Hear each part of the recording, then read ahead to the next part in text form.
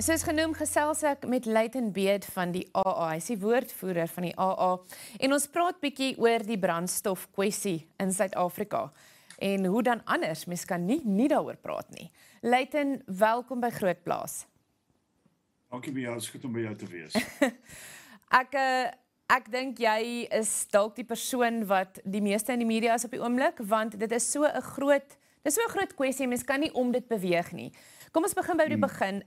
Waar staan ons nou? Vir iemand wat dalk onder 'n klip gelewe het, waar staan ons nou met die brandstof kwessie in Suid-Afrika? Wel, op die oomblik staan ons met rekord brandstofpryse. Die probleem is natuurlik dat die prys van 'n liter brandstof is hoër as wat dit ooit in die geskiedenis was.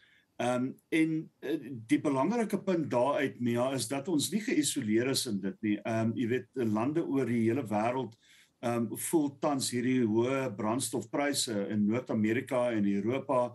Dit is 'n groot probleem vir alle lande en vir mense vir alle lande, en natuurlik affekteer dit negatief lewenskostes.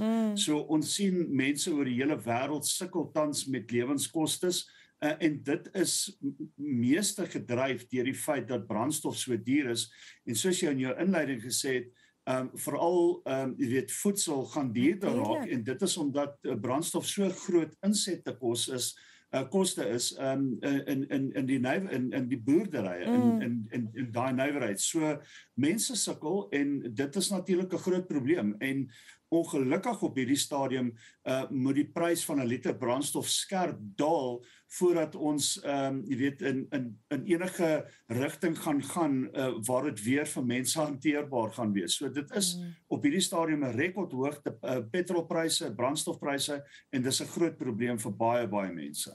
Layton, ek gaan myself skop as ek nie die vraag vra nie, hoe het ons hier gekom? Hoe het ons by hierdie rekordhoogte gekom?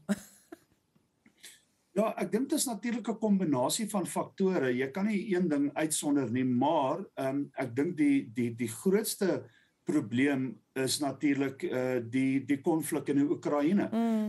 Dit het daartoe gelei dat daar sogenaamde supply chain probleme ontstaan het. Daar is probleme ten opsigte van pryse uit jy weet, vir olie wat in die hoogtes ingeskiet het. Dit is natuurlik een van die groot probleme, en dan ook natuurlik die rand-US dollar wisselkoers.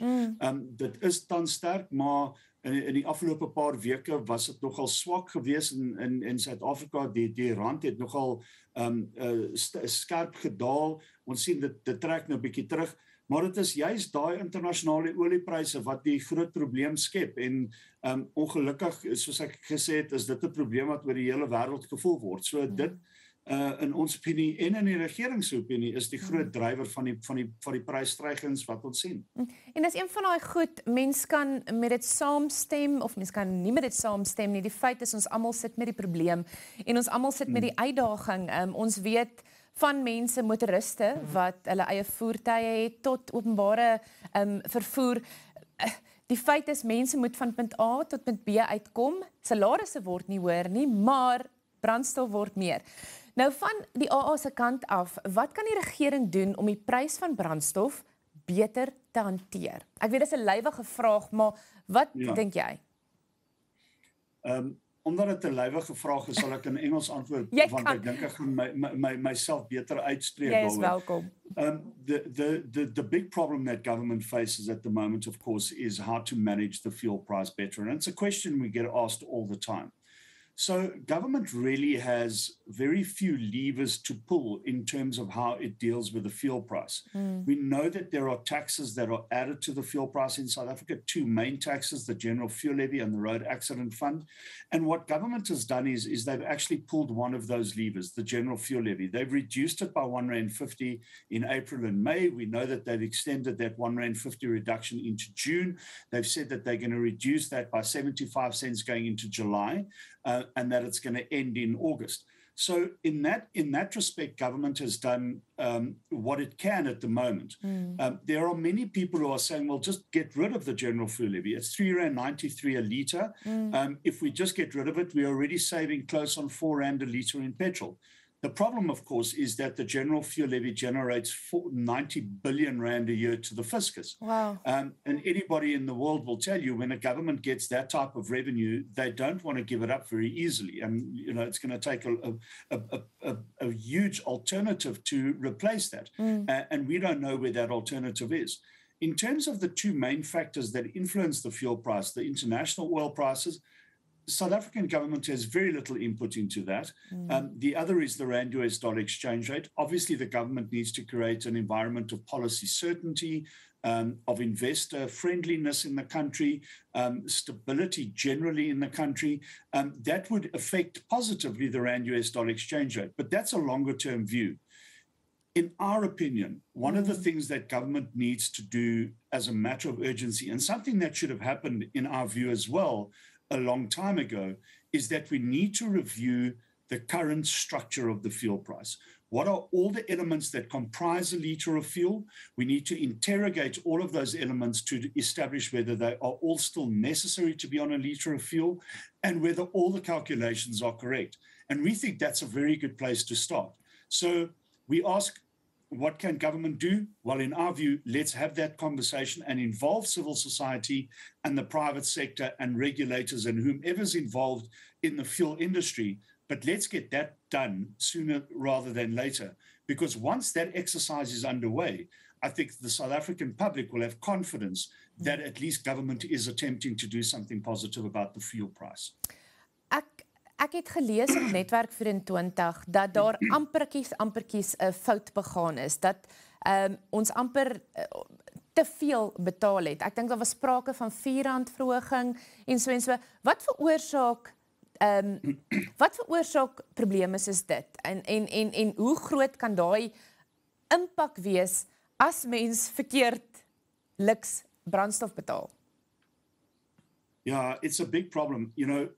Mia, over the last couple of months, there have been a number of errors in terms of calculations that were received from the DMRE, and they've issued, corrections and what have you very shortly after they've made the adjustments.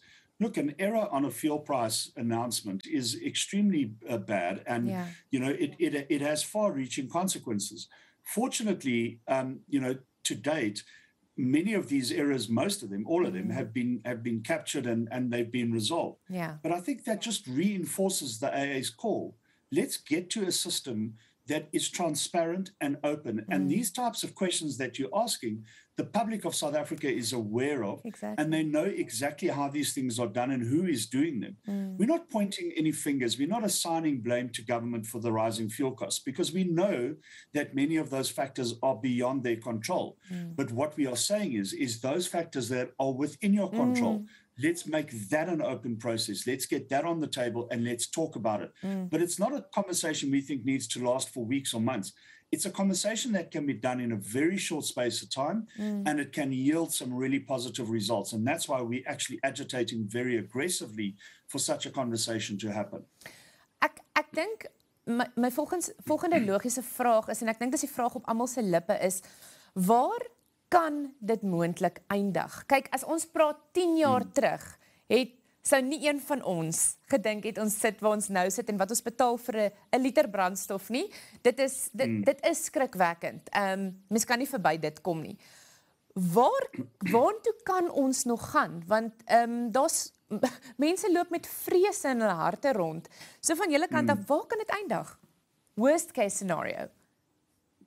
Ja, dit is natuurlijk een baie moeilike, dis 'n onmoontlike vraag om te beantwoord, Nina. En ek sal vir jou sê hoekom dit onmoontlik is om te beantwoord.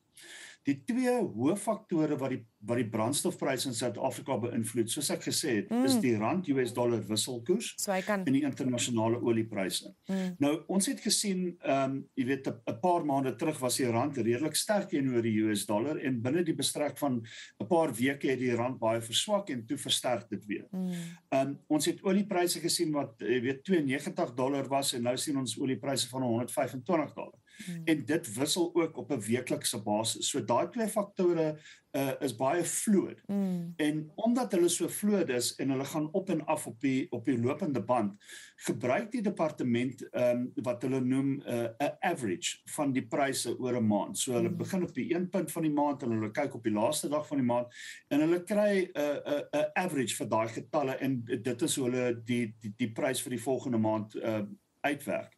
Nou, om daai twee faktore vas te maak en te sê, dit is presies wat die olieprys gaan wees oor 'n week se tyd, is onmoontlik. Dit is meer onmoontlik om te sê hoe dit gaan lyk oor 'n maand se tyd.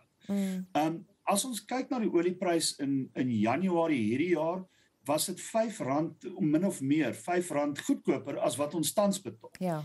En ons sien dat daar 'n traject is wat die pryse styg. Ek dink solank die situasie in die Oekraïne aanhou en dit die probleme skep van voorraad aan die wêreld gee, gaan ons hierdie traject sien aanhou. Hoe groot daai traject gaan wees teen opsigte van die verhogings wat ons kan verwag, ek dink is baie moeilik om te sê en vas te stel. Ek dink op hierdie stadium sê die AA die situasie is nie positief nie en natuurlik sal daai situasie in Oekraïne meer druk op die plaaslike brandstofprys. Ek dink dit is net 'n kwessie van hoeveel druk in randterme dit eintlik sit op die brandstofprys en soos ek sê, ons gaan nie spekuleer oor daai syfer nie, dit gaan wissel van maand tot maand. Jy moet net weet, ek het bitter baie simpatie vir jou en mense in jou industrie, want die ding is, mense soek antwoorde, maar ek is ook so bewus van die feit dat, soos jy sê, daar sekere antwoorde wat net nie gegee kan word nie. Ons het so 2 minute oor. En ek dink net op daai punt, dit is vir ons ook problematies. Want ek dink die AA praat nie namens die regering nie. Ons is 'n nie-regeringsorganisasie. We're a not-for-profit organization, and we are involved in dealing with the fuel price because we're a consumer organization. Yeah. And we talk on these issues because we think the public of South Africa deserves some level of information around the fuel price. And there is, in our view, a huge amount of education that needs to go into telling people exactly what it is they're paying for and why it has an impact on their lives and why it's important to know these things. The fact that it's been left to organizations such as the AA to do this is problematic in the sense that our view is government needs to be more transparent in dealing with these issues directly as well. So we would certainly like to see government being more active in speaking to the public, in educating the public around the fuel price, and taking the public into its confidence into those issues that it can deal with and those issues that it can't deal with. Ek stem so saam met jou, En die ding is, soos ek nou genoem het, dis omdat die angsfaktor so groot is, want dis nie net iets wat gebeur daar buite nie, mens voel dit aan jou gesin, jy voel dit in dit wat jy weekliks, hoeveel geld jy kan hê om kos te koop. So, Layton, baie dankie. Dankie vir jou kennis, hou aan praat, ek dink dit is belangrik om die gesprek aan die gang te hou, en sterkte vir julle werk vorentoe. Baie dankie, ek waardeer die geleentheid om met jou te gesels. Ons is dan nou aan die einde van die program. Ek hoop dit het vir jou daarom 'n bietjie berusting gegee en ons hoop dat daar lig aan die einde van die tonnel is.